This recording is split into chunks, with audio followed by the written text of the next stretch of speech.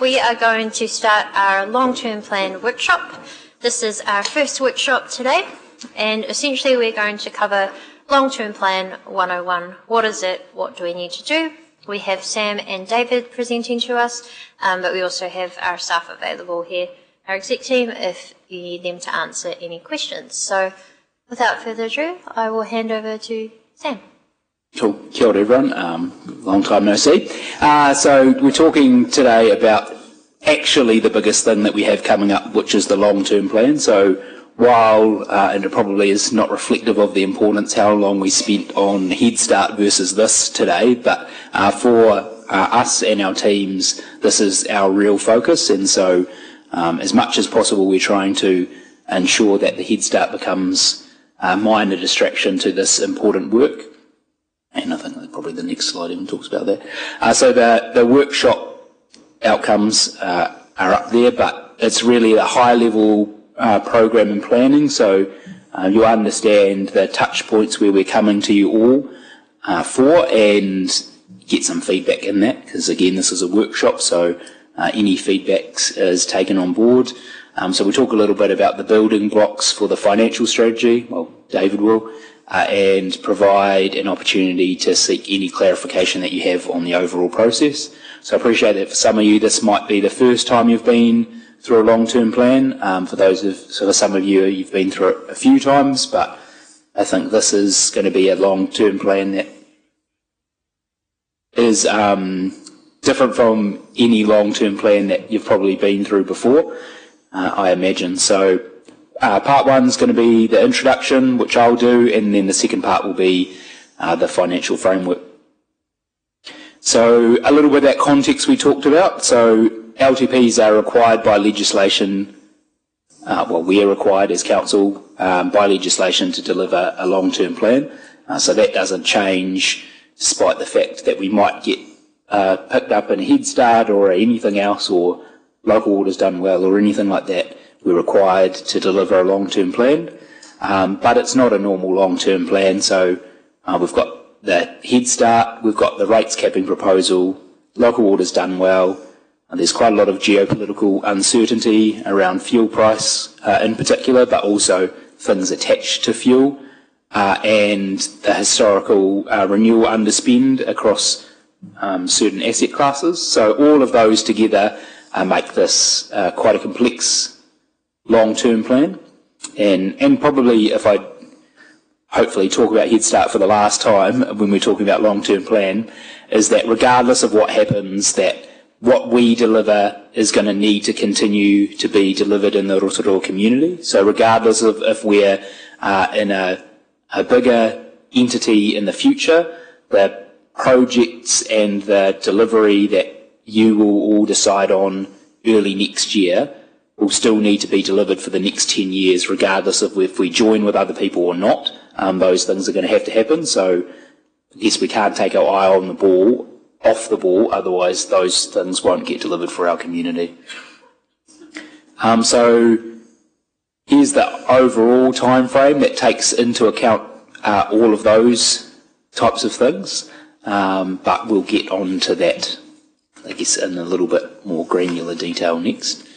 But that's just lining up all those things that we've got going on at the same time. So over the next 13 months, we've got the long-term plan happening, and so that might feel like a long time when you say 13 months, but actually every time we meet it already feels like we're behind. So the idea of getting the annual plan sorted early was that we could start this work. So because that has happened, we now have started the work on it. And so the key to the long-term LTP proper, is to develop the consultation document. And so that's takes a lot of work to get to that point where we can deliver a document out to our community and get really informed quality feedback from our community for you to all make decisions. And so that consultation document maps out the significant challenges facing the community and how council proposes to do that. And so while forming the document takes a while, it also takes a while for all of you to have an opportunity to talk about, debate, and agree on the issues that we're going to go out on and things like level of service. So we'll jump into that. So what's an LTP? For those who haven't done it before or have done, and I know that the induction was pretty thorough in this space.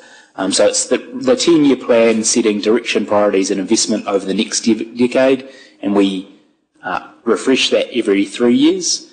Everything's there, but yeah, it's really the services, it's the funding, and it balances that kind of affordability with community aspirations. It also balances who pays for what, and we'll talk about that a little bit more later, but actually, should all ratepayers pay for some things, or should some ratepayers pay for some things, or should people from out of town pay for something? And all of those things are things that we will be considering in the long-term plan. So the rules for a successful long-term plan are that they need to be grounded in the present. So a key is to understand the present. So we'll do a lot of work in understanding what's currently happening and what things look like now, the challenges and that we're facing.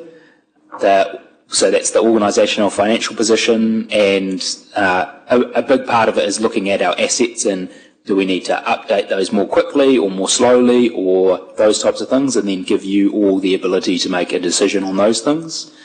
It's outwardly focused, and so looks at all the challenges and influences that we have in that space.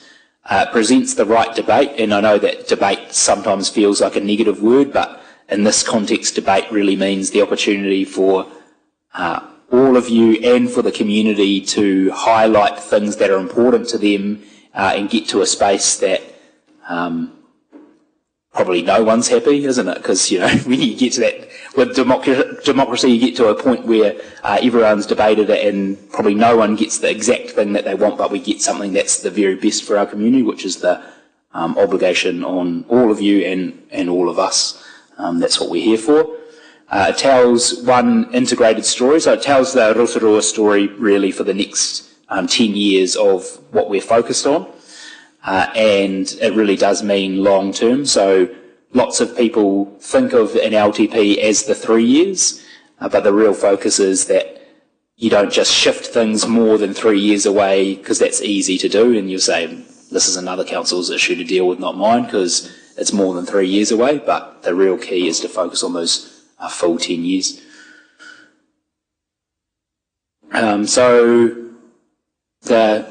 In terms of the preparation, we set out, as council, you set out what matters, and then we work through what the to-dos are. So what are the things that we're going to do to achieve those things that matter?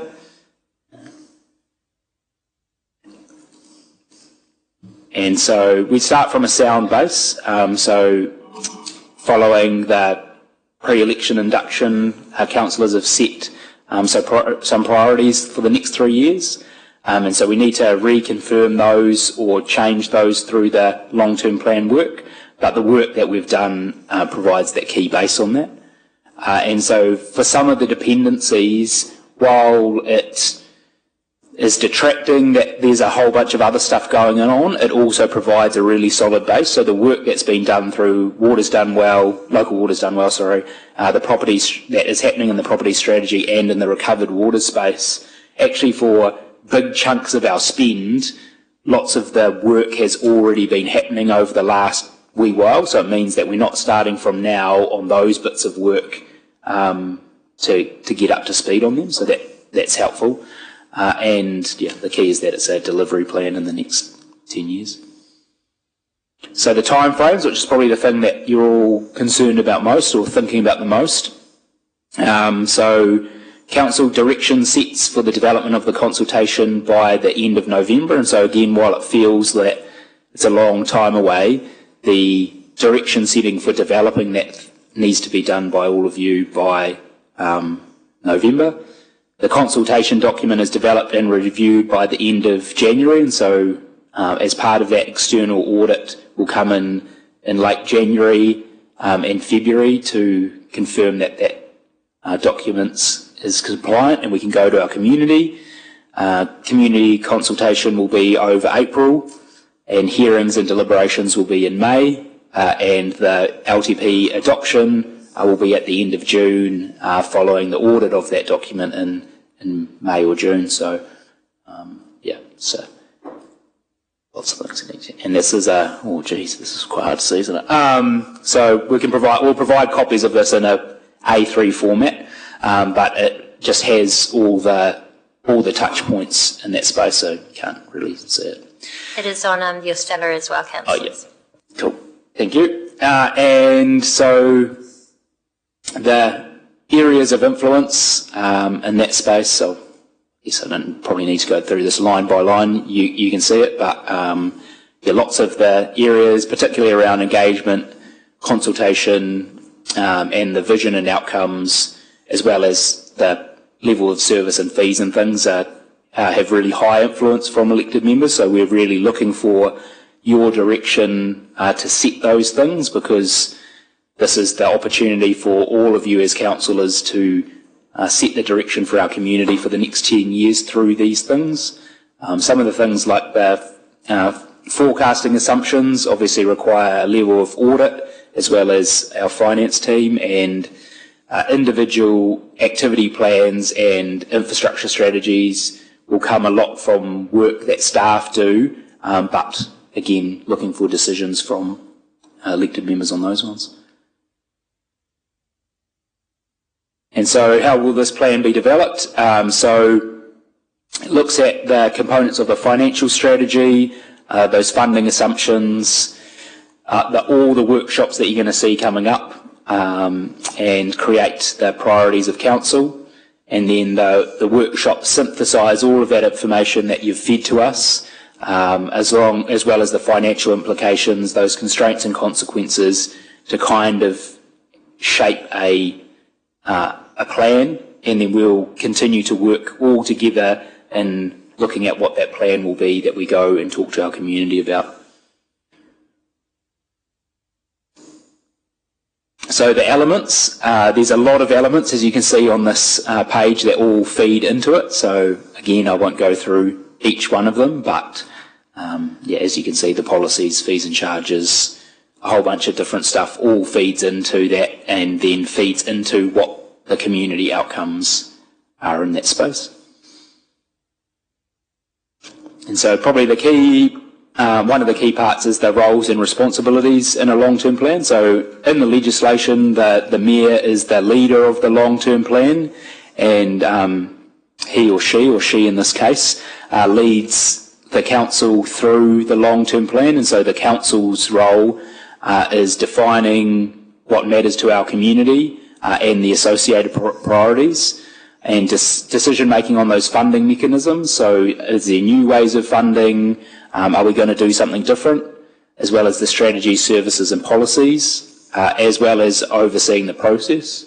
So our role as staff is to create alignment with your direction and the legislative requirements, as well as preparing and supporting the documentation, as well as we also have oversight of the process as well, so that we can work together to make sure that it's done well. But there's a very high level overview. Any questions or comments on any of that? Thank you very much, Sam. And you'll see in Stella we have also uploaded the previous LTP, a digital copy, just for if you wish to have a look at what was planned previously. Yeah. We are now open for questions. Perhaps just a question from myself is, with the significant amount of moving parts that we're also dealing with, in terms of communications with the community, just seeking reassurance that, alongside local water's done well and potentially Head Start, we don't overburden our community by asking, multiple different times, multiple different ways what they think, if there could be some sort of thought into a, combined communication strategy, and where and when elected members can also take the lead in the engagement with our community, which has gone down quite well in the past.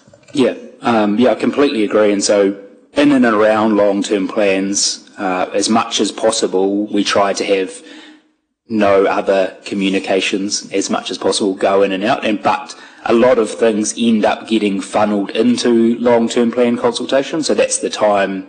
And as we get into the workshops, you'll start to see that as well. We try to any policies that are coming up and any of those types of things we do as a joint consultation in that space. So we're only going out to our communities at one time, because the last thing that we want is engagement and consultation fatigue. It's already difficult enough for council to get its messages out there when we're competing against everyone else, let alone if we're competing with ourselves. And I completely agree that the voice of councillors in this space around long-term plan, because it's your plan, is particularly key out there. And all of you, I imagine, probably each time you put up a Facebook post, probably gets more engagement than our council Facebook post does. So all of those things, we need to work together on that to get as much opportunity for our community to input on those as we can. Thank you. And also we'll loop in our two community boards and Te Tato o Te Aroa at some stage. So open for questions, and then next we will go into the financial strategy with David. Councillor Raukawa-Tate, followed by Brown, and then Patterson. Thank you, Madam Chair. I just heard you say, I think I heard you say that this is the Mayor leading out the long-term plan, but the long-term plan is Council's long-term plan. Thank you. I just want to be, that is correct. Yes, correct. Yeah, I guess the Mayor's the captain of the team, but the whole team is required to deliver. Right. Yeah, and it's Council's long-term plan. Yeah. Thank you. And again, the differentiation between us as governors, us as elected members, as council and mayor, to operational, who then deliver on the direction that we set. Councillor Brown, followed by Patterson. Thank you, Your Worship. A detailed question, if I may. This will go towards assumptions. We're facing rates capping. When does that decision get made in relation to when we need to make the final decision on assumptions? Do they meet, or do they? Yeah, so currently, as it sits in the legislation that's before Parliament, that legislation around rates capping is due to pass before, well, if it gets passed, but is due to pass before we would need to be doing the work on it. So we'll know either way if that rates capping legislation is passed or not before we'll be doing that work. So it'll sit prior to us making a decision on those assumptions. Are there any decisions of central government that may fall after that will have a material effect on what the LTP looks like? Not at this stage, but Andrew, did you have something to add? I'll only answer this because Sam said he can't say Head Start, so I have to. And as Her Worship mentioned, the final decisions of Cabinet at this stage are for May next year. By that stage, we're quite far through the process of putting together an LTP. Obviously, the initial decision of if we're in Head Start or not is in September this year. So if we're not, then it's good. But if we are, and then subject to detailed design and the final cabinet decision potentially in May, that is where things might get a bit more complicated. Okay, thank you. But we're pretending that that's not happening, because otherwise we won't get the work done. So we're just going ahead like it's not going to happen, so that we've done the work, and then if we've done the work and it's not needed, which I don't think it's not going to be needed, because we're going to have to deliver for our communities, at least it's there and it's done. And also a reminder that with the government announcement and proposal for rates capping, they have also been quite clear that in the meantime, up until it's legislated, they expect all councils to be in a, quote, transition phase, where we are seeking to deliver things like a long-term plan within that rates capping figure of 2 to 4%. There are still requests out there from councils to government that, core services that also make up a lot of what we do, such as roading, is also excluded. I understand we're yet to have that formalised. So waters will be gone. If roading's gone, we're already in 2 to 4% easy, as we saw on our long-term plan. Councillor Patterson. Thank you, Your Worship. Just looking at the long-term plan elements slide, other than right in the centre where it says community outcomes, I don't see any community proposals as such. And yet we have 2 workshops, one in the beginning of September, one about a week or so later. all dealing with economy and community proposals. So what community proposals are we talking about?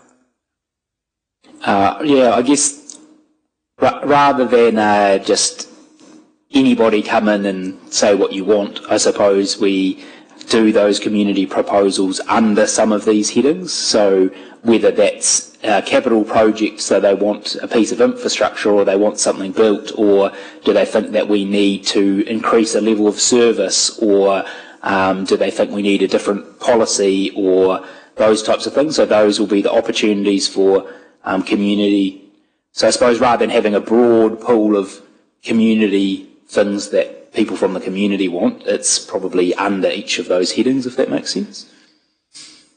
No, that's a little confusing. I get where you're coming from. Yes, we did spend a good chunk of time, had good discussions on what could be the community outcomes from our priorities perspective. Oh, yeah. We do have the vision and outcomes workshop scheduled next. I think it's the very next workshop that we have, where we will confirm those and then take it to a council meeting to confirm, and yes, that will form the foundation of it. So I think what I was reading into these ones was, are we looking at things like how we allocate, if we allocate funding towards the community matching fund and all of those types of details? Is that going to be dealt with in these workshops, or when will that all happen? That'll be through the process, but Okay. not entirely sure off the top of my head the exact workshop that will fit into. Yeah. Okay. But those are the types of things that we will be talking throughout the long-term plan. Right. Yep. Thank you. Councillor Timura Benfell. Thank you, Your Worship, and through you. I've just been reviewing for the last little while all 421 pages of our current long-term plan. So I suppose the question that I have is off the back of Councillor Patterson's around, we've got, and I've got people from our community with fantastic ideas regarding the long-term plan. Is it, I suppose in terms of process, is the best way to bring those forward into these workshops, or is it to provide it directly to staff, or is it to, how is it best to integrate some of those views into how we shape up the LTP? So in the initial phase, I would suggest that it's best to go through you in those workshops, because ultimately that helps set the direction, and then the community will have an opportunity after that. But I suppose if I use a sporting analogy, that in a way that through these workshops you will all set the playing field that we're playing on, and so if proposals that are outside that playing field come on board, probably they're not going to get much airtime. So if you want to ensure that those things are within the playing field, I suppose you have to set the playing field to enable those things to come up. Okay, great. Yep. Yeah, no, that's clear enough. Thank you. So we'll move to our financial slides. And David. Good afternoon, Your Worship and elected members. Look, I know it has been a long day, but I'm going to beg your indulgence just for a little bit to go through some high-level information on the types of financial information that go into the long-term plan. I won't go into significant amounts of detail, but you are welcome to ask questions as we go through. So firstly, we're going to be talking a little bit around what types of things build up the long-term plan, and how they are created and how they come together to form the 400 and something odd page document that Councillor Benfeld referred to earlier.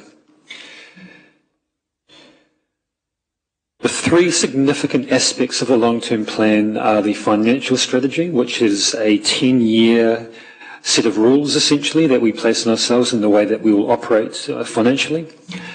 An infrastructure strategy, which is a 30-year view of the, the infrastructure needs of our region and our community, and what significant forecasting assumptions we're going to include in our long-term plan to flow through and guide what we include or don't include in the long-term plan. That's supported by a number of policies, revenue financing policy, and being a very significant aspect, which I'll cover off probably in more detail shortly.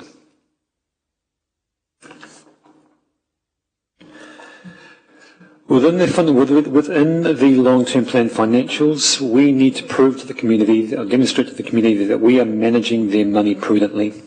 So there's a number of key areas in the long-term plan, things like the 10-year financial statements, the DIA benchmarks, which are those graphs in green and orange and black, if you're familiar with a long-term plan. Statements on what we say that we will build in terms of capital. And things are in making sure that we have a balanced budget and we are on top of our rating-based assumptions. So that is all work that we will be going through the long-term plan process, and prepared for consultation when we prepare the consultation document early in 2027.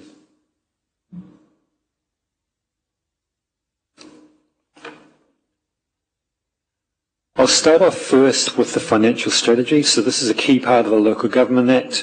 It is the set of rules that we agree to as a council that we will abide by when we come to deciding what we will include or not include in a long-term plan. And it's the thing that ties everything together. It ties together the levels of service. It ties together the infrastructure strategy, and it is a key tool of public accountability that's adopted by Council. There are a number of very specific things that we will need to set during this financial strategy. One of them is the limit on quantified limits on rates.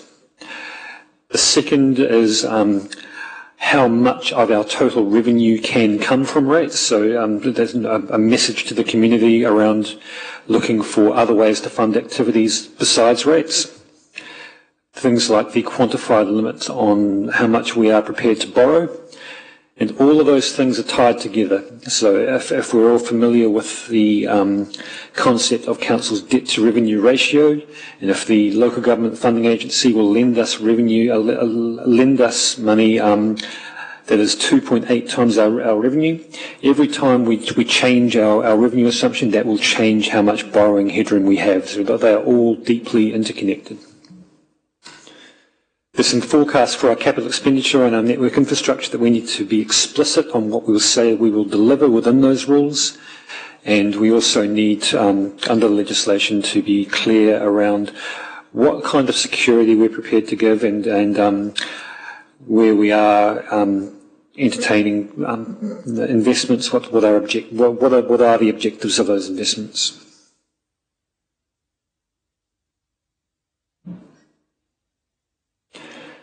Alongside that financial strategy is a very important policy called the Revenue and Financing Policy. So this policy is the rule book that we set for every activity we do as a council and how it should be funded. So there is a very critical piece of part of through the long-term plan, understanding all the services we provide, who benefits from those services. Is it a very small group of people? Is it everybody in the district?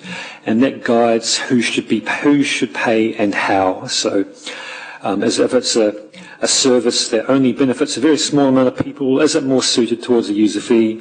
If there's a huge public good element, is it more suitable for rates? And it's a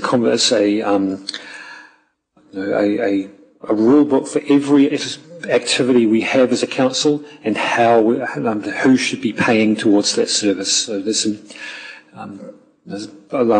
conversations that we will have through the long-term plan, looking at each of those services and have the setting for who should be paying for each of them. There's a couple of other smaller policies we'll have as well, things like our liability management policy, which I mentioned earlier, investment policy. We have a development contribution policy that we will be refreshing. There's some legislation around developer levies that we will need to have a conversation about as well, because it does slightly change how we engage with developers and engage with how exactly we best pay for growth infrastructure. And some policies around our rating aspects as well, predominantly around remission and postponement.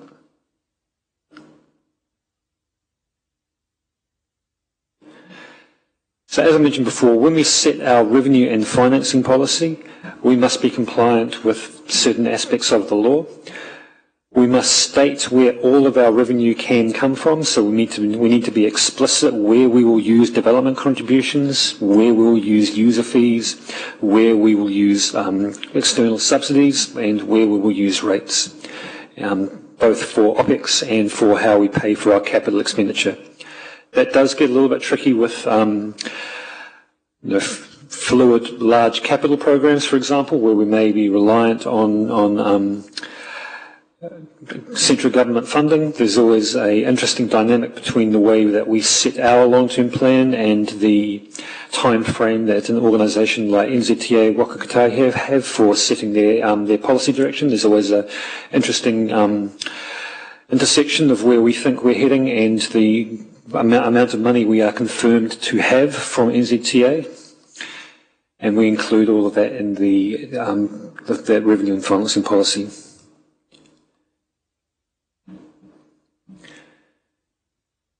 When we adopted our annual plan for 2026-27, we committed to a review of our levels of service and our fees and charges, and that is currently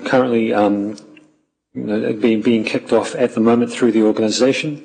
So what this piece of work is doing is looking at the levels of service. What is this? Quantifying what our current level of service is and what the fees and charges we currently charge are, how those are currently benchmarked against other councils. Are there other ways we could pay for things? And is there a way that we can have a conversation with elected members around levels of service and who should pay to make sure that we arrive at a long-term plan that meets the objectives that you give us through the financial strategies? Going back to the conversation around the quantified limits on rates increases, this is a very key piece of work the organisation will deliver to deliver on that aspect of the financial strategy that you will set.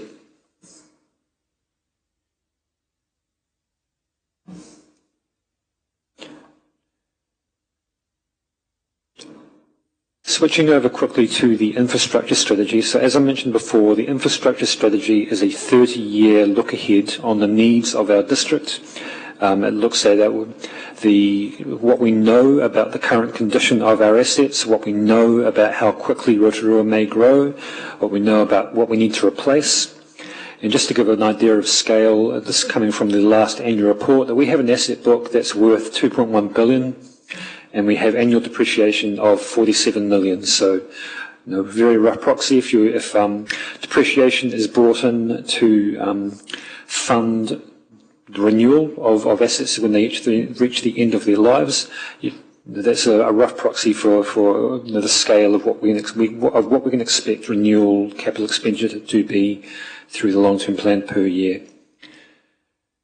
There is going to be a little bit of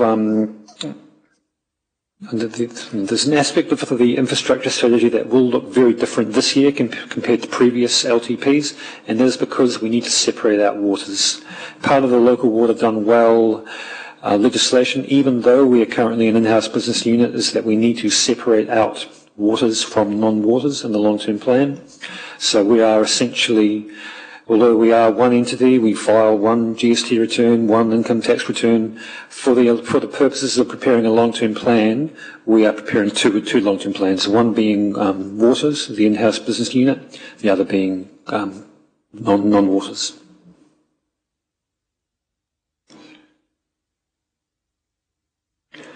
So as mentioned before, when we look at our infrastructure strategy and our water strategy, there are some things that we will need to make sure we understand. Planning for that level of investment and making sure that that investment fits within the rules that you set in the financial strategy. So the financial strategy will come up with a huge, or come up with a recommended level of investment.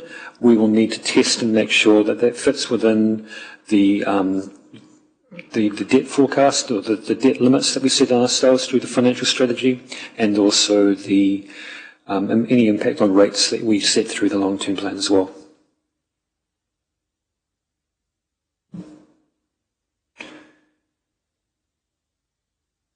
Rotorua has some unique challenges that other parts of the country may not experience around geothermal conditions, especially with our underground assets, so that we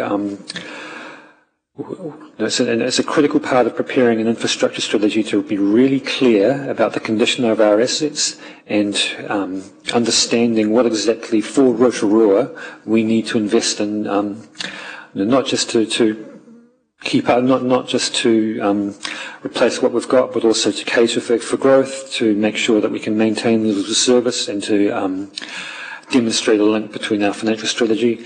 And this strategy is the infrastructure strategy is audited. So Audit New Zealand have a team of experts who look at infrastructure strategies up and down the country. They bring in consultants from Becker, Tonkin Taylor to advise them. And so there's a level of tension between what we believe we need, what Audit New Zealand believe we should have, and we make sure that we align those through the preparation of the long-term plan.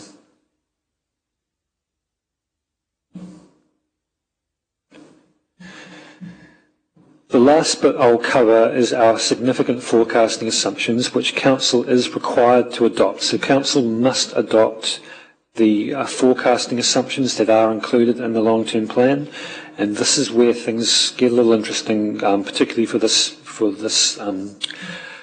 long-term plan. So they form the basis of the 10-year financials, and they require us to do an assessment of risk and make sure that we are properly treating that risk when we're adopting our forecasting assumptions. So as an example of what some of those forecasting assumptions are, in an ordinary long-term plan, things like inflation and interest rates can be hard enough. If we read this afternoon's Reserve Bank update, they're predicting inflation to hit 4.3% by September this year, and forecasting the official cash rate to hit 4% by sort of mid-2027. We are already operating under some challenging forecasting assumptions, and that's before we look at things like the local water done well consultation that we may engage on besides the long-term plan, and any assumptions that we include around climate change, around any changes in central government post-elections, around the reliability of external funding for our capital program, and are there any other reform that we need to reflect as well. So this will be a significant piece of work to make sure that we do as good a job as we can, because the implications of where we land on these things flow through the entire long-term plan. Just a minute, just to add to that, David, just today's decision and outcome was headline inflation as opposed to... So, correct. So the Reserve Bank announcement today was referring to inflation, headline inflation reaching 4% or 4.3% by September. We will need to do our own assessment, because that headline assessment is based on the CPI, which is milk, bread, things that we don't necessarily budget for. But we predominantly use what's known as the local government cost index, which measures bitumen, concrete pipes, the cost of regulatory of performing regulatory functions, and that often we will be bringing a piece of work to you later in the year on our forecast for how those are trending.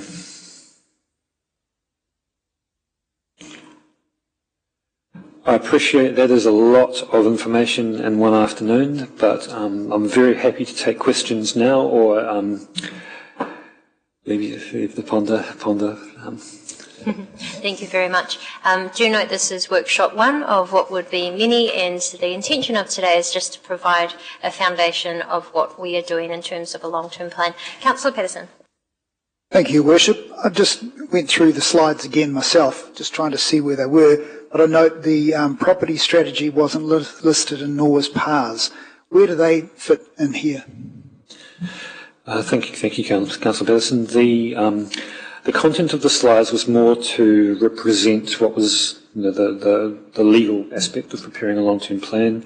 Those strategies will feed into the infrastructure strategy, they will feed into the financial strategy, and they will feed into the levels of service. So very important pieces of work that are underway, but also very bespoke to our council. So they will absolutely form an important part of our long-term plan, but I guess the slide material was more to cover, so as governance you have an understanding of what's legally mandated in a long-term plan. Thank you. And my second question, if I may, particularly with local water done well, and the implications of retaining an in-house versus going to an external grouping, are you doing both financial scenarios so that if we get to a certain point and we decide we're going to go with option Y, are you ready for that? There's another layer of complexity on an already complex process. There is a decision on whether or not we will consult, which is ahead of when we will consult on the long-term plan. At the moment, we are modelling based on the water service delivery plan, which is an in-house business unit. If that was to change in December, when a decision might be made, we would need to turn things around very, very quickly. We have a very talented team, but it will be a challenging period of time.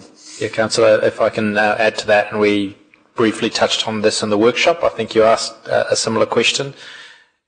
That's one of the reasons it's quite vital for the different moving parts to fit together and move seamlessly, that final decision is made this side of Christmas, because the very talented finance team then need to work on it effectively over the Christmas break to process the implications of either decision and pushing that decision point beyond December then leaves very little time for the council long-term plan overall financial model to be updated. So all of these decisions are stacking one on top of each other and have quite strong dependencies between them.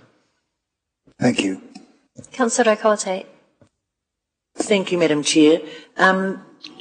COVID's interruption to council's revenue came 2 years into the 2008 or to the current long-term plan, and I know that you're looking to local natural disasters or natural hazards.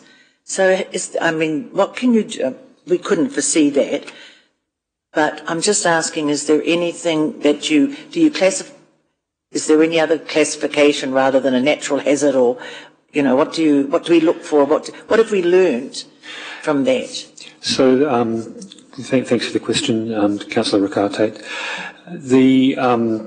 There's a number of ways that can play out. So when we set our forecasting assumption, we may make an assumption, it might be low likelihood of something happening, medium likelihood or high likelihood, and that would need to be reflected in the financial strategy somewhere like where we do currently in our limit on our borrowing. So the LGFA will lend us 2.8 times our revenue, but we have currently set a financial strategy limit of 2.5 times our revenue to deliberately retain some headroom. So that's an example of how it's linked, that we can set in the forecasting assumptions a likelihood, and we would need to demonstrate how on the financial strategy we would allow for that should it happen. Thank you. And if I can add to that, I think the Chair of Audit and Risk is quite interested in leading risk appetite discussion, which would then potentially feed into how we set budgets or set resilience thresholds for a range of services. Thank you. I can't see any other questions, but just a quick question from myself, and it's just in terms of other revenue opportunities. So previously we introduced the short-term accommodation rate. We were able to directly reinvest that back into what we believed is a core service of economic development. Is there an opportunity through this, because it will be a hard LTP. We will need to look at what changes, what's reduced. But in order to offset that, if we have other revenue opportunities instead of relying on rates, hopefully we can do it all. What do you think about that? Thank you, Worship. Yes, there will be a number of touch points through the level of service review where we will be looking at each service we deliver and how they should be paid for, so we can have a targeted conversation around each service. And it's not just it's not just a conversation of cost; it is a conversation on revenue as well. So we can have a conversation when we are looking through the level of service review if there are better ways of paying for a service other than the ratepayer.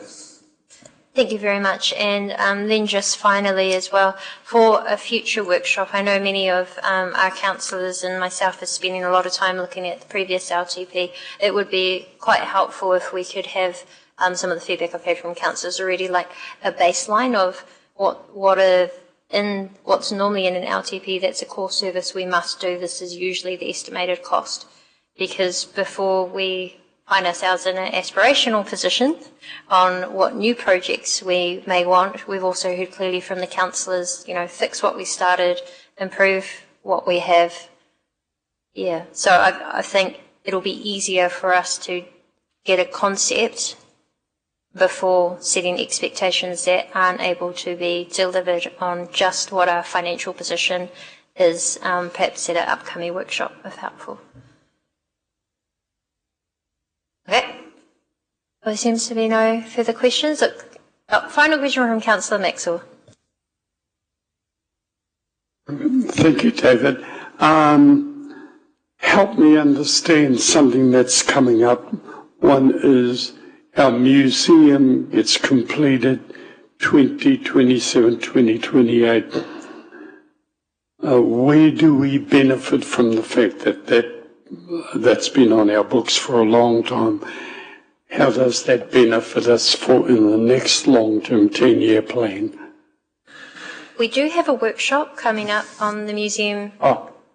Workshop or a meeting. It's coming to you, and by the way, there's a pack to pick up from Tans. Please do so we can talk about that then. Yeah, I just thought of something brief. It's just that I did see also in there some of the areas that we can look at, and I was thinking that there was a section for social and cultural. Well, that means that the museum will come out of that area. That means, does it mean we can be a lot more lenient in that area towards helping in our community?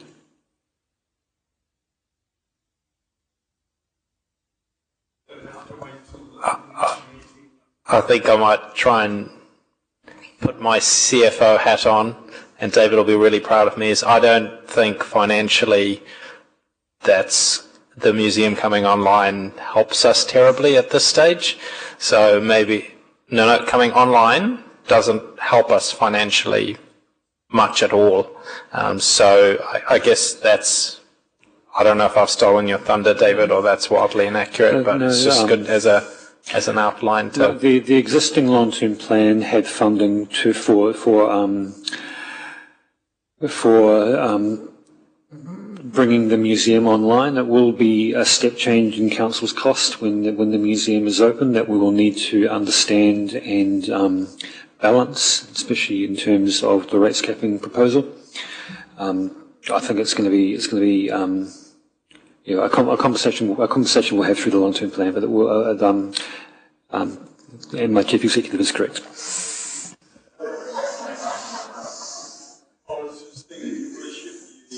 About extra revenues, or once the museum comes on board, I'm hoping that would be an area that brings on extra revenue. I'm not sure there's a museum in the world that generates revenue, unfortunately, but they do have very important cultural, social and historical value to our community. So we will wrap that up there. It's been a long day of some very big discussions. Thank you so much, staff. Thank you, councillors. And I'll close us with the karakia. Kia whakeri ai te tapu, kia wātea ai te ara, kia tūru ki whakataha ai, kia tūru ki whakataha ai. Haumi e, hui e, tā e ke. Thank you. Declare the workshop closed.